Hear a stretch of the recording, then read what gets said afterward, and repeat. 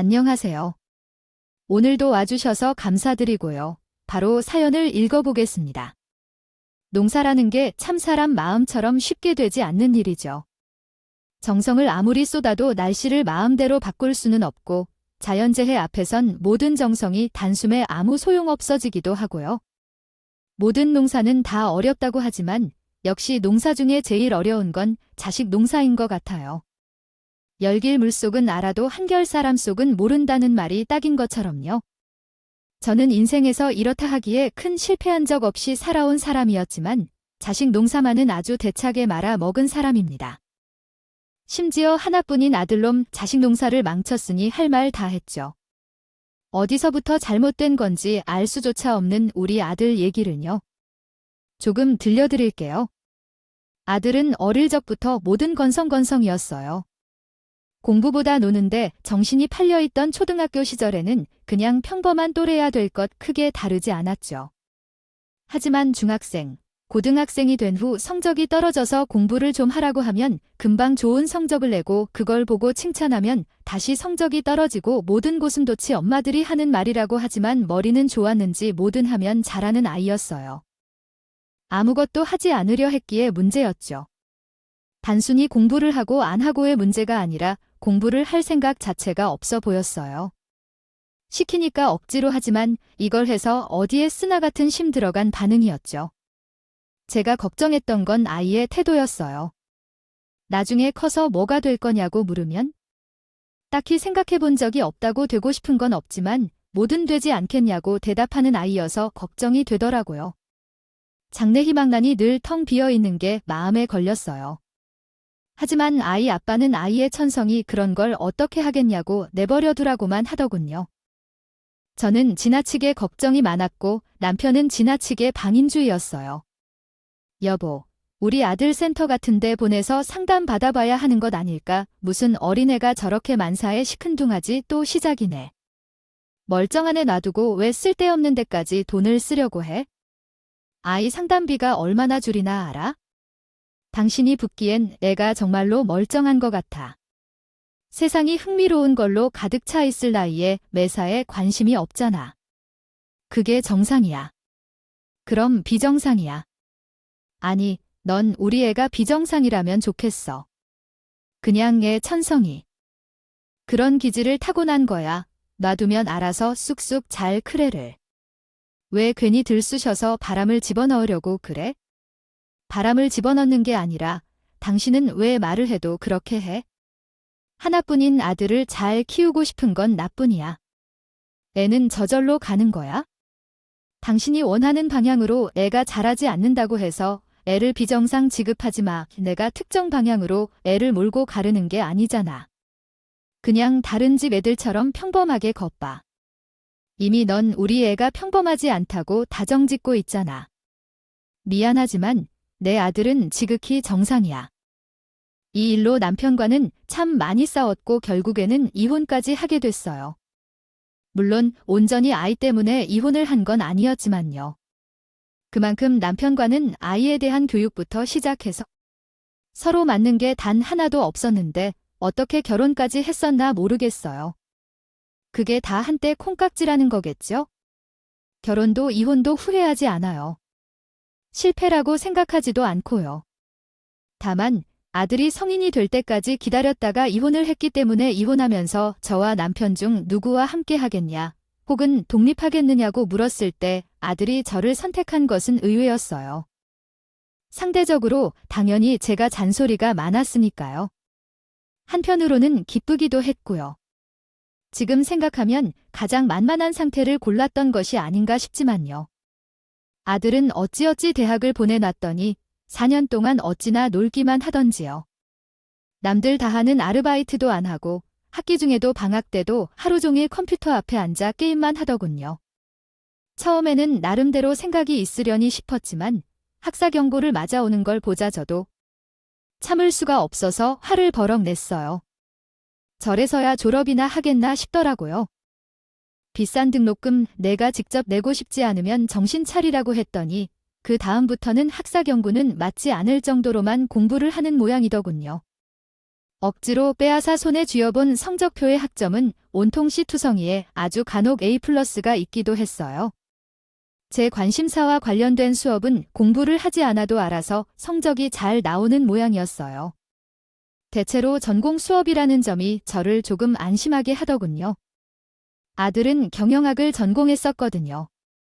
관심서라도 생겼으니 다행이다 하고 이제 정신을 좀 차렸나 싶었더니 그렇게 대학을 졸업하고도 토익 공부한답시고 몇 달을 빈둥빈둥거리고 그 다음은 공무원 준비를 한답시고 또 몇 년을 빈둥거렸는지 몰라요. 정말 공무원이 되고 싶었다기보다는 주변 친구들이 전부 비슷비슷하게 공무원 준비를 하는 걸 보며 저도 위기감을 느꼈던 모양이었겠죠. 아니면 좋은 핑계거리가 생겼다고 생각했거나요? 학원비며 교재비며 이래저래 지출이 있었던 건 말할 것도 없고요. 학비야 아이 아빠와 반반 나누어 내긴 했지만 여자 혼자 몸으로 보는 데는 아무래도 한계가 있어서 용돈을 풍족하게 주지는 못했는데 어떻게 남들 하는 건 다 하고 놀 건 다 노는 모양인 게 신기했어요. 저 몰라요. 아르바이트라도 하기라도 했던 걸까요? 그럼에도 불구하고 굳이 아들에게 더 무어라 말을 하지 않은 건 그래도 아들이라고 믿는 구석이 있으니 저러지 않을까 하는 마음이 있었던 것 같아요. 그렇게 얼마나 빈둥거렸는지 아들은 드디어 뭔가를 하기로 결심했는지 저를 붙들고 진지하게 할 얘기가 있다고 하더군요. 그래놓고 한다는 얘기가 남의 밑에서는 도저히 일을 못하겠다며 사업을 하겠다고 했어요. 사업을 하겠다고 잘 생각해보고 하는 얘기야. 사업은 아무나 하는 줄 알아? 엄마도 참 내가 아무나 해요. 그리고 아무나 좀 하면 어때요? 사업이 뭐 그렇게 거창한 거라고. 여태까지 내가 한 선택들 다 생각이 있어서 그랬던 거라고요. 사업은 큰 돈이 필요하고 움직이는 일이야. 가볍게 생각하고 덤빌 일이 아니다.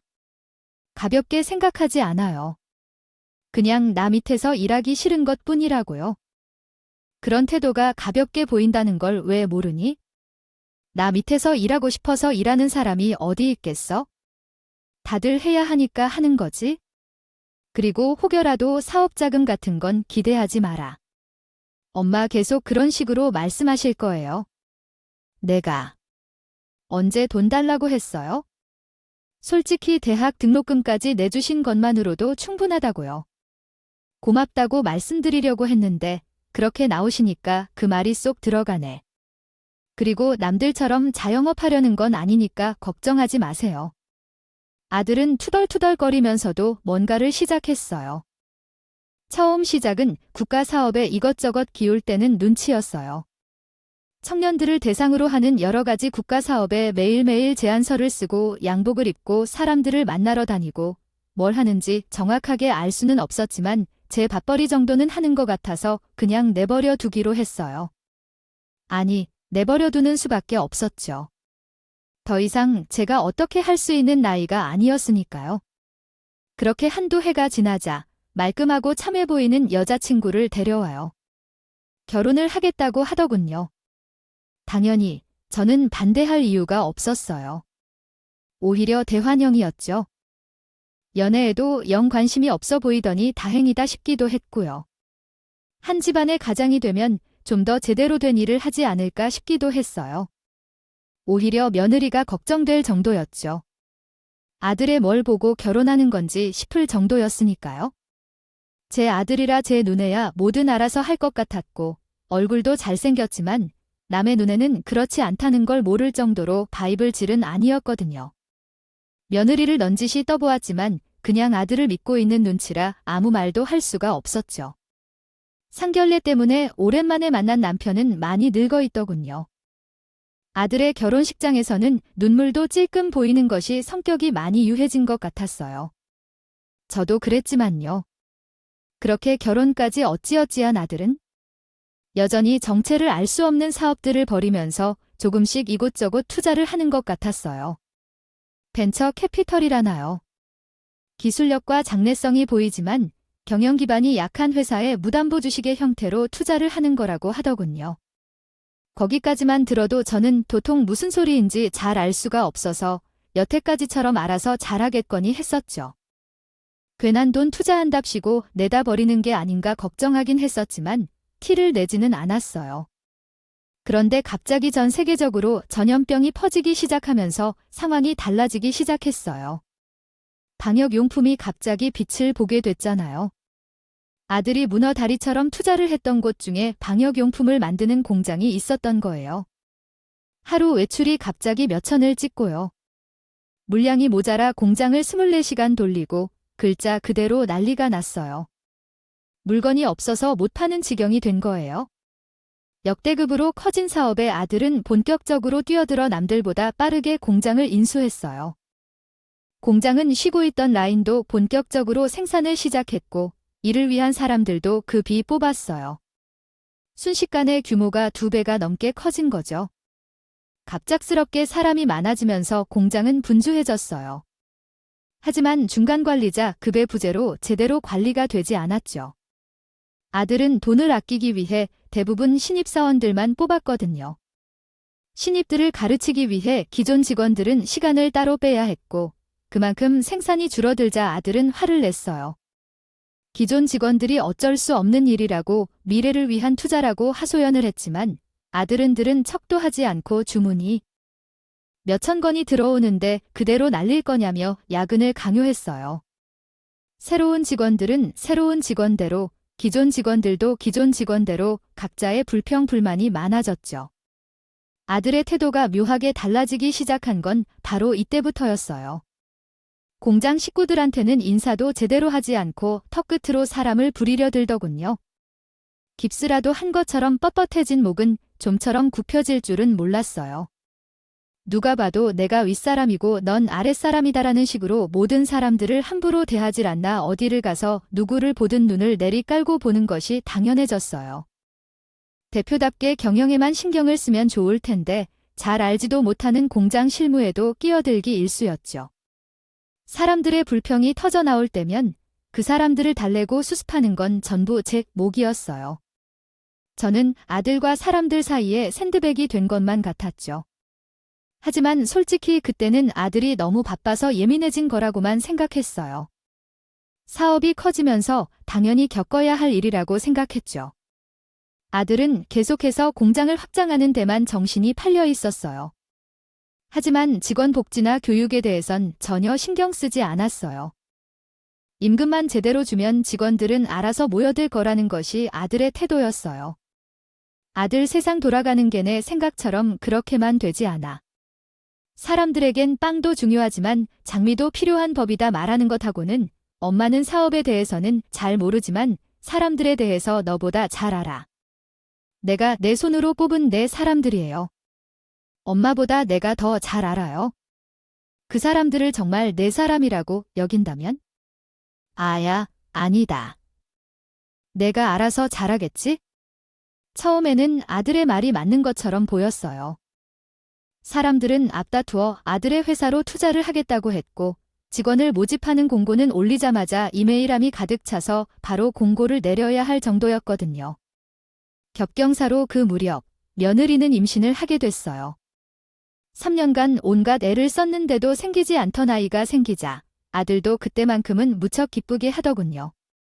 정말 모든 일이 술술 풀리는 것만 같았어요. 방역용품이 나에게도 친 듯 팔려나가는 만큼 아들은 돈을 펑펑 쓰기 시작했어요. 본인이 사는 집은 물론 제가 사는 집까지 비싼 월세를 내며 커다란 집으로 이사를 했고 부담스러운 수준을 명품 가방이니 시계니 목걸이니 하는 것들을 밥 한 끼 사주는 것처럼 척척 사주었죠. 아들은 한 벌에 수십 혹은 수백만 원을 호가하는 명품 옷으로 전신을 도배하고 엄청난 가격의 자동차도 새로 뽑았어요. 혹여 기스라도 날까 애지중지하며 그 누구도 근처에 못 오겠죠. 전화 며느리조차도요. 저는 아들이 기특하면서도 혹시나 쓸데없는 일로 돈이 새어나가지는 않을까 걱정도 되었고 이제 손주도 생길 텐데 굳이 사치품을 사는데 돈을 쓰는 것보다는 잘 관리해서 저금도 하고 집도 사는 게 어떠냐고 넌지시 얘기를 꺼내봤어요. 하지만 아들은 코숨을 추며 제 말을 잘라버리더군요. 엄마, 왜 그렇게 답답하게 그래요? 지금까지 내가 한 일 중에 잘못된 거 있었어요. 내가 한 말 중에 틀린 거 있었냐고요?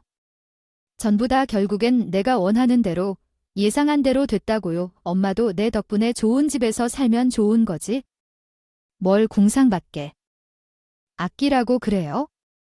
그리고 저한테 이래라 저래라 좀 그만하세요. 제 나이가 몇 살인데?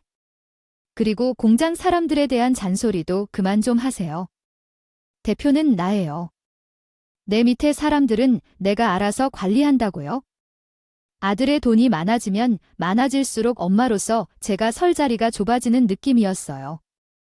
아들은 제가 집에서 밥을 지어 먹는 것조차 못마땅해 하더라고요. 아직도 궁성 밖의 동네 시장을 다녀요.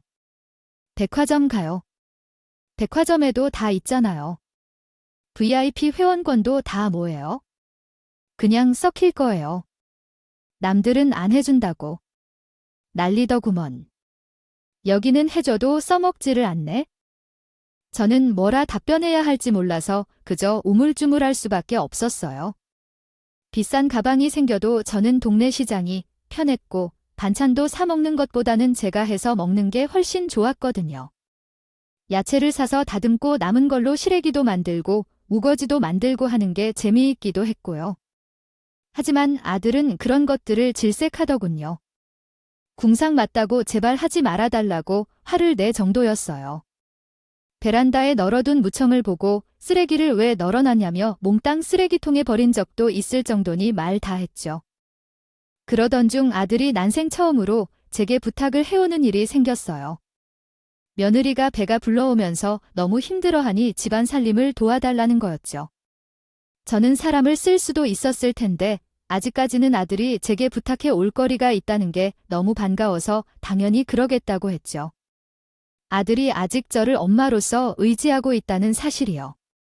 기뻤던 것 같아요. 예뻐도 내 자식. 미워도 내 자식이잖아요. 아무리 나를 구박하고 답답해해도 자식을 미워할 수가 없더라고요.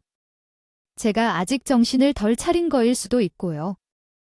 며느리는 뱃속에 아이가 게을스에 비해 좀 크다 보니 배가 많이 불러 거동이 불편한 건 외에는 크게 문제가 있는 것은 아니었어요. 저는 아침이면 아들네 집으로 출근해 며느리의 식사를 차려주고 집을 청소하는 등 집안일을 하고 밤에 아들이 오면 같이 저녁 식사를 하고 퇴근하는 하루하루를 보내게 됐죠. 며느리는 아들처럼 사치를 부릴 생각은 없어 보였고 오히려 아주 스터분한 아이였어요. 입맛도 백화점표 반찬보다는 제가 시장에서 사온 재료로 직접 만든 반찬을 훨씬 더 좋아했죠. 다만 그때마다 며느리는 시장에서 받아온 비닐봉지며 음식 찌꺼기들을 아들 눈에 띄지 않게 잘 치워달라고 신신당부를 하더군요. 어머니, 비닐봉지 절대로 모아두지 마시고 거실 쓰레기통에 버리지 말아주세요. 부엌 쓰레기통도 가끔은 들여다보거든요. 번거로우시겠지만 어머님 댁으로 가져가서 버리시면 그이도 모를 거예요. 그이가 시장 다니는 걸 질색하거든요. 너무 죄송해요. 아들은 저에게 역정을 내듯 며느리에게도 역정을 내고 있었던 거예요. 며느리의 말에 하면 아들의 기준으로 빈티나는 행동이나 궁상 맞은 행동을 하면 일단 큰 소리부터 내고 본다고 했어요. 임신한 며느리도 아들 앞에선 상전 노릇을 할 수 없었던 모양이더군요. 며느리가 임신을 한 후 라면이 너무 먹고 싶었는데 아들이 너무 화를 내서 아직까지 한 번도 먹지 못했다고 할 정도였어요. 제가 담근 파김치를 손으로 쭉 찢어서 라면과 함께 삼키는 며느리의 얼굴이 어찌나 행복해 보이던지요. 라면 봉지는 잘 접어서 제가 가져갔다가 집에 가서 버렸어요. 매사가 이런 식이었으니 며느리가 스트레스를 받지 않을 수가 없었던 거죠. 제가 온 덕분에 며느리는 작게나마 숨을 쉴 수가 있었고 저 또한 아들과 며느리 둘 다에게 도움이 된다는 생각에 뿌듯한 마음을 느낄 수 있었어요. 그렇게 우리는 아들의 비위를 맞춰가며 눈치껏 살림을 해나갔죠. 그렇게 아들 집으로 매일 출퇴근을 하던 어느 날이었어요. 평소보다 조금 일찍 퇴근을 하고 집에 왔는데 집 앞에 누군가가 서성이고 있더군요. 바로 아들네 공장의 공장장님이었어요. 공장장님은 저를 보자마자 눈물을 글썽이며 자기를 좀 살려달라고 하시더군요. 당장 제 발 밑에 무릎이라도 꿇을 기세였어요. 사모님, 제발 저 좀 살려주십시오. 대표님에게 말씀 좀 다시 해주세요. 제가 횡령을 하더니 그럴 리가 있겠습니까? 공장장님, 그게 무슨 소리예요? 자세히 말씀 좀 해보세요. 제가 먹여 살리는 가족이 6명입니다. 제가 아버지 때부터 몇십 년째인 공정에 모든 걸 바쳐온 걸 잘 아실 거예요. 그런데 제가 횡령이라니요. 일단 좀 진정하시고 집으로 들어가서 자세하게 말씀해 주세요. 이게 무슨 일이에요? 대체 저는 공장장님을 집으로 모셔 따뜻한 차 한 잔을 대접하면서 차근차근 얘기를 해달라고 말씀을 드렸어요. 무슨 일인가 했더니 글쎄, 아들이 횡령에 의심된다면서 하루아침에 공장장님을 해고했다는 거예요. 공장장님은 얼마나 억울해 하시는지 가슴을 치면서 저에게 하소연을 하시더군요. 제가 알기로는 공장장님은 이 일을 2대째 하고 계신 분으로 공장에 어려울 때도 포기하지 않고 계속 계셔주셨던 분이라 횡령 같은 걸 하는 분이 아니었어요. 전 당장 집에 있던 현금과 명품 가방 몇 개를 챙겨드렸어요. 미안하다고 당장은 가진 게 이것뿐이라고요. 팔면 현금으로 융통할 수 있을 거라고 있어요. 그리고 아들에게 한번 얘기해 보겠다고 약속을 했죠. 물론 말은 그렇게 했지만 사실 집안의 왕처럼 군림하고 있는 아들이 제 말을 듣은 척이나 할까 걱정이 됐어요. 하지만 이 일을 그냥 넘어갈 수만은 없었어요. 저는 마음의 준비를 단단히 하고 다음날 아들네 집으로 출근을 했어요. 마침 아들이 집에 있더군요. 오늘 하루는 쉬어야겠다면서요. 저는 잘됐다 싶어서 이 이야기를 꺼낼 틈만 노리고 있었어요. 그런데 너무 긴장을 해서 그런지 설거지를 하다가 접시 하나를 깨뜨리고 말았지 뭐예요. 쨍그랑하는 요란한 소리에 깜짝 놀란 마음을 다스릴 새도 없이 갑자기 쿵 하는 소리가 나고 저는 극심한 고통과 함께 자리에 주저앉고 말았어요. 아들이 쨍그랑하는 소리에 달려와서 접시가 깨진 걸 보고 제 정강이를 걷어찬 거였어요. 믿어지시나요? 아들은 저를 걷어찬 걸로도 모자라 이게 얼마짜리인 줄 아냐며 으르렁거리듯 저에게 화를 내기 시작했어요. 엄마, 지금 깬 게 어떤 접시인 줄 알아요?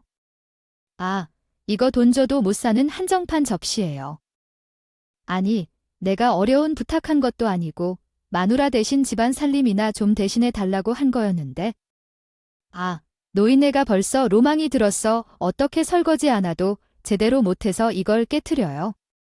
내가 돈 안 줬어요. 그냥 해달라고 했냐고요. 돈 받은 만큼은 해야 할 거 아니에요?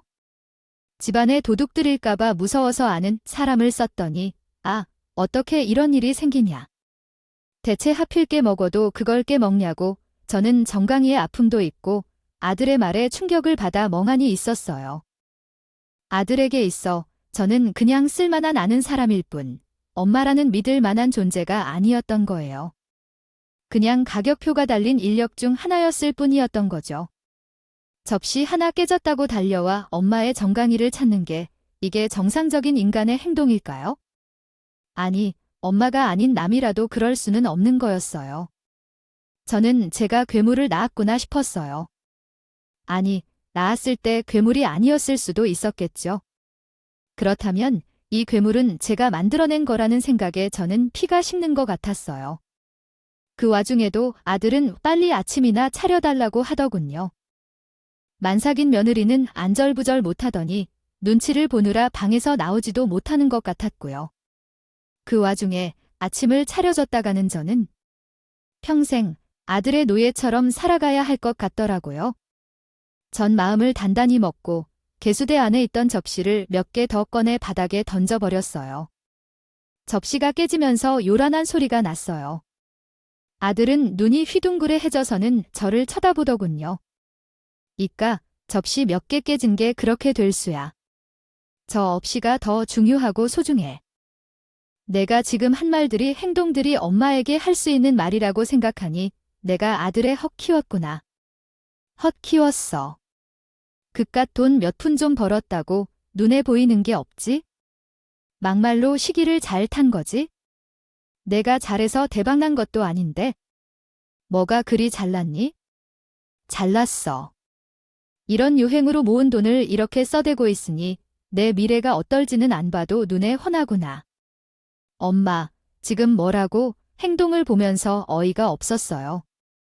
하지만 정신 나간 노인이 여전히 악담을 퍼붓으며 내가 지금까지 아들에게 얼마나 많은 돈을 들였는지 물으니 아들은 노인이 꿈을 쫓는다며 내가 준 돈과 명품 모두 돌려달라며 소리쳤어요. 상황이 이렇게 되어도 돈에 대해 태연하게 말하는 것에 저는 완전히 실망했어요.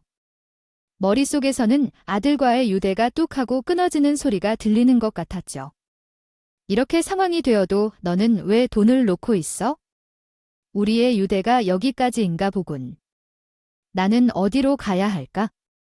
진짜로 열받아. 넌 미쳤어. 당장 집으로 돌아가면 된다고 막 외쳤어요.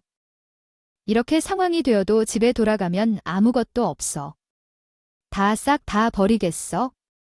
네가 그게 바라던 마음이라면 필요 없는 게 아무것도 없다고 말했죠. 문 밖으로 나가 문을 세게 닫고 길가에서 자는 노인의 모습을 보며 정신이 아찔해졌어요. 적절한 구두점이 추가된 문장, 적고를 더는 보고 있을 수만은 없다는 각오였기 때문에 아들의 말 같은 건 아무렇지도 않았어요. 아들놈이 행패를 부리기 전에 집에 가서 옷가지라도 좀 들고 나와야지 싶어 집으로 향하는데 공장장님이 다시 찾아오셨더군요. 혹시 아드님께 말씀해 보셨냐? 면서 그리고 이건 받을 수 없다면 제가 들려드린 명품 가방들을 고스란히 다시 가져오셨더라고요. 저는 공장장님이 어떤 언행을 당했을지가 눈에 훤히 보이는 것 같았어요. 제 부모한테도 이따위로 대한 녀석이니 남에게는 오죽했겠어요. 저는 공장장님에게 미안하다고 말을 꺼냈어요. 죄송해요, 공장장님. 공장장님 얘기는 꺼내지도 못했네요. 아예 아침부터 아들놈과 거하게 한판 했거든요. 제가 자식 농사를 완전히 망쳤어요. 그래서 저도 아들놈과 이 제 인연을 끊으려고 해요. 집에서도 언제 쫓겨날지 모르겠네요. 짐 가지러 얼른 온 거라 이제 여기 찾아오셔도 전혀 없을 거예요. 아이고, 사모님, 저 때문에 괜히 대표님과 싸우신 건 아닌가 모르겠네요. 아예 아니에요. 제가 아들을 잘못 키워놔서 그저 죄송하기만 하네요. 죄송하긴요. 날씨도 추운데 어디 가실 곳은 있으세요? 저 한 몸이 있을 곳이 어디 없으려고요. 정 안 되면 고시원이라도 가면 그만이죠. 그러면요. 그러지 마시고 차라리 저희 집으로 가시죠. 공장장님은 뭔가 단단히 각오를 하신 듯 전날 거는 표정부터가 달라 보였어요. 저는 그 6식구가 같이 사는 집에서 어찌 신세를 지냐며 한사코 거절을 했지만 공장장님은 괜찮다며 저를 끌고 가다시피 해서 저는 공장장님 댁으로 가게 됐어요. 6식구가 나란히 나와 절 반겨주고 인사를 하는데 오랜만에 사람 냄새나는 집에 오자 고향에 온 것처럼 향수가 느껴지더군요. 공장장님의 아내분이 차린 건 없지만 많이 드시라며 밥상에 차려주시자 갑자기 꼬르륵 소리가 나며 배가 고파오더군요. 반나절 동안 아무것도 먹지 않았다는 걸 까맣게 잊고 있었던 거예요. 구수한 된장찌개에 고소한 나물에 작은 밥상을 펴놓고 온 식구가 모여 복닥복닥하게 식사를 하는데 어쩐지 눈물이 핑 돌았어요. 새삼스럽게 제가 아들을 잘못 키웠구나라는 사실이 너무 뼈저리게 와닿더라고요. 셋밖에 안 되는 우리 식구가 이렇게 단란하게 밥을 먹었던 게 언제인지 기억조차 나지 않았어요. 식사 후 공장장님은 사실 자기가 계획을 좀 세워봤다며 저에게 얘기를 꺼냈어요. 요 몇 주 사이에 제품 불량률이 너무 높아졌어요. 제가 좀 살펴봤더니 정량을 제대로 안 지키고 대충대충 물건을 만들고 있더라고요. 눈대중으로 하는 건 몇십 년간 일회용 전화 가능한 일이었는데 몇몇 직원들이 그걸 따라하고 있는지는 몰랐어요. 그게 아무렇게나 해도 잘 될 줄 알았나 봅니다. 제가 다 기록해놨지요. 사모님께는 죄송한 일이지만 대표님께서는 이런저를 내치신 죗값을 톡톡히 치르게 되실 겁니다. 아니에요. 저한테 전혀 죄송해 하실 필요 없어요. 그 녀석은 매운맛 좀 봐야 해요. 절대 봐주지 마세요. 이 일로 그 녀석이 감옥에 간다고 해도 전화하지도 않아요. 사모님 말씀은 그렇게 하셔도. 막상 일이 터지면 사모님 눈에서도 피눈물 날 거예요. 그런데도 정말 괜찮으시겠어요? 네, 정말로 괜찮아요. 오죽하면 제가 연애 다 끊었겠어요. 제가 도와드릴 수 있는 일이 있으면 뭐든 말씀해 주세요. 들어보니 제품을 만들 때 들어가는 재료의 정량을 정확하게 알고 있는 건 공장장님 분이시더군요. 그동안 공장장님이 계속 실무에 참여하셔서 잘 유지가 되다가 공장장님이 새로운 인력도 관리하고 아들을 상대하느라 실무에 빠지자 점점 불량률이 높아지고 있었던 거예요. 한치 앞을 모르는 아들은 그런 것도 모르고 횡령을 한다며 공장장님을 내쫓은 거였죠. 전 오히려 잘 됐다고 무엇이든 공장장님께 도움을 주고 싶다는 말씀을 드렸어요. 그렇게 해서 저와 공장장님은 동업을 하기로 했어요. 우리는 인근의 지방에 작은 공장을 인수하기로 했어요. 저는 가진 돈을 전부 털었고 공장장님은 퇴직금을 모두 투자하기로 했어요. 집도 절도 없는 신세다 보니 오히려 무서울 것도 없고 아주 홀가분한 기분이더라고요. 알고 보니 여태껏 아들에게 무시당했던 기존의 직원들 대다수가 공장장님의 새로운 계획에 맞춰 퇴사 준비를 하고 있었어요. 한낱 공장의 부품 취급이나 당했던 곳에 다들 질린 눈치였죠. 그렇게 새 공장이 돌아가기 시작했어요. 기존 거래처들도 분량이 많아져 고민하던 참에 공장장님이 이곳에서 새로 공장을 열었던 소식을 듣고 모두 새롭게 거래를 하고 싶어 하시더군요. 우리는 탄탄한 기업들 위주로 골라서 거래를 했고 팬데믹 상황이 점점 길어지자 투자도 들어왔어요. 저는 제 한 몸이나마 편하게 뉴엘 집을 얻을 수 있었고 공장장님도 좀 더 넓은 집으로 이사를 하실 수 있었어요. 공장장님에겐 손주도 있었는데 이제 갓걸음마를 뗀 막냉이 손주가 제일 좋아한다고 하더군요. 저는 설문조사를 통해 직원들이 원하는 복지를 조사하고 처음부터 모든 걸 해줄 수는 없지만 앞으로 모두가 하기에 달렸음을 강조했어요. 작은 복지부터 하나씩 늘려가겠다고요? 아들의 공장에서 4대 보험조차 제대로 들어주지 않아 계약직으로 일용 노동자 취급받으며 일했던 직원들은 모두 하늘을 내질렀어요. 한편 아들의 공장은 부도 직전에 이르렀어요. 기존의 거래처들과 당연히 유지가 될 줄 알고 불량품을 포함한 물건을 은근슬쩍 계속 뽑아내다가 거래가 파기당하고 엄청난 재고를 떠안게 된 거예요. 책임자는 아무도 없었고요. 그나마 책임자라고 부를 만한 사람은 있었던 것 같아요. 입사한 지 3개월 된 신입사원으로 아들이 내는 역정을 보고 바로 사표를 썼다고 들었어요. 아들은 속속들이 거래처가 끊기자 대체 어떻게 된 일인지 알아보다가 결국에는 공장장님과 저의 새로운 직장에까지 도달하기도 했어요. 저 멀리에 차를 대고는 씩씩대며 공장을 향해 걸어오는 아들의 모습을 보니 마음감이 교차하더군요. 공장장님과 저를 보는 아들의 얼굴은 불그락푸르락 시시각각 변하고 있었어요. 가까이에 온 아들은 고래고래 소리부터 질러댔어요. 엄마, 여기서 대체 뭐 하시는 거예요, 샘지요? 공장장 연간까지 함께 엄마. 저 사람, 내가 사기꾼으로 해고한 사람이에요. 그런 사람이랑 여기서 뭘 하고 있는 거냐고요? 두 눈이 멀쩡한데 보고도 모르겠니? 아이, 엄마랑 공장장님한테 함부로 말하지 말아라. 공장장님은 지금 이 공장의 대표시고 나는 이 공장의 임원이야. 아무런 사모님. 아니, 이사님도 안 계셨으면 애초에 공장 설립할 생각도 못했을 겁니다. 영업이며 상담이며 거래처가 알리며 어찌나 꼼꼼하게 잘 해주셨는지요. 아니에요. 제가 아무리 잘해도 결국엔 제품이 좋아야 다들 믿고 도장을 찍어주시는 거죠. 실무에서 발로 오래 뛴 대표님 덕분에 저희 제품이 품질 하나는 믿을 수 있잖아요. 불량품도 다른 곳보다 월등하게 나왔고요. 아들의 입이 딱 벌어졌어요. 불량률 얘기를 듣자 뜨끔하는 구석이 있긴 한가 보더라고요. 하지만 아들은 질 수 없다는 듯 저에게 따지기 시작했어요. 엄마, 어떻게 이딴 식으로 아들의 뒤통수를 칠 수가 있어요? 후회하실 거예요. 이해가 아직도 정신을 못 차렸구나. 누가 누구 뒤통수를 쳐? 너야말로 어디 엄마한테 그딴 버르장머리로 말을 해 후회할 거라고. 너 지금 나 협박하는 거니? 그리고 너 저 멀리서 차 대고 오는 거 다 봤다. 비싸다고 애지중지하던 차는 어쨌니? 그깟 차로 세우고 다니던 내 자존심은 이제 바닥에 다 떨어진 모양이지. 저기 굴러다니는 게 네 자존심인 모양이구나. 돈만 있으면 알아서 채워졌던 모양인데 여태까지 아주 편하게 살았구나. 내가 널 잘못 키웠어. 엄마가 한 게 뭐가 있다고 그래요? 내가 한 거 그래, 없지? 너 키우느라 나는 아무것도 못했어? 그래서 이제는 내 마음대로 살아보려고. 이 공장이 바로 내가 해낸 일이야. 너 보고도 모르겠니?